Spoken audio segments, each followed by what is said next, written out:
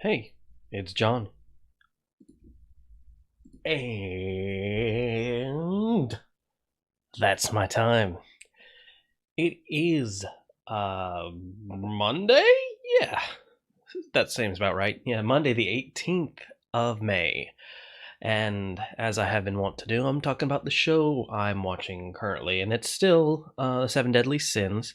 I've made my way through episode 2 through 5 of season 2 at this point. And things make a little bit more sense now because I was very confused at the end of last season. They made a whole bunch of story points apparent. However, it still kind of built into it in the first few episodes, so I wasn't really sure what was going on. Turns around, it was a vision. The Elizabeth had a mind vision, and that's what we saw at the end of season 1.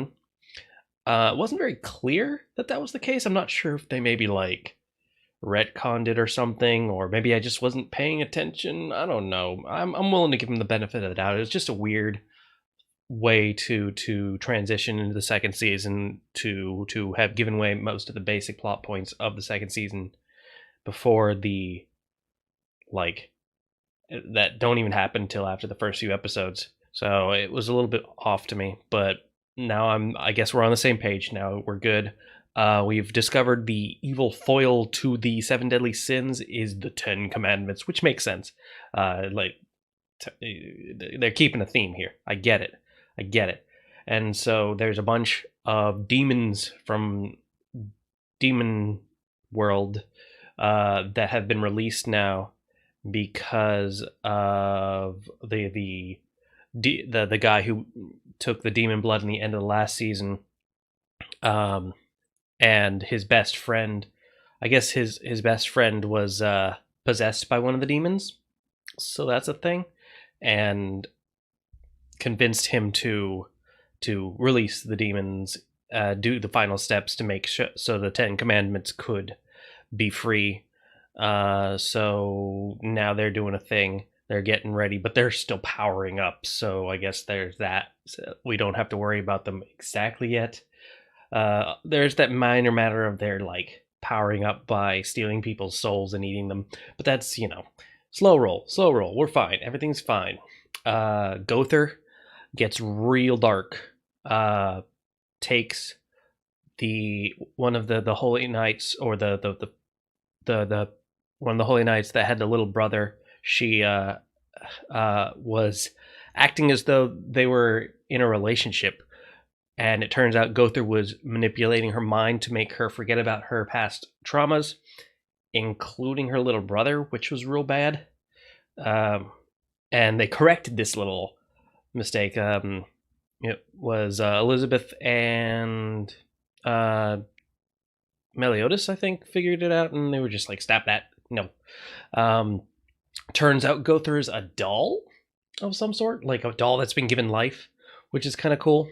But it explains his extreme lack of understanding of emotion, which is why he was doing this whole manipulation thing, so he could gain the power of love. But obviously, that's not the way to go about it, and it was kind of crappy. Meliodas gets a new sacred treasure. That's pretty cool. It gives him the Naruto Shadow Clone Nujutsu for some reason, and which was incredibly helpful because there was a big horrid golem attacking the town, which he needed the extra oomph of a multiple reflect in order to vanquish it. That seemed to work out pretty well for him. The party splits with Bon and King going off to the fairy forest. Turns out Bon is now king of the fairy forest, and King is kind of shunned. But that kind of resolves itself after King defends the fairy forest once again. And there were people who were still like kind of not okay with Bon being the guy who was getting all the glory of being the king of the fairies. So it's sort of like, yeah, everybody's back to normal-ish, except Bon's girlfriend's still dead, obviously, so that's not really ideal. And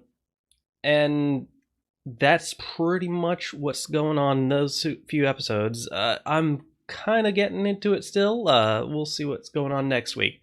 See you guys next video, and good luck, have fun.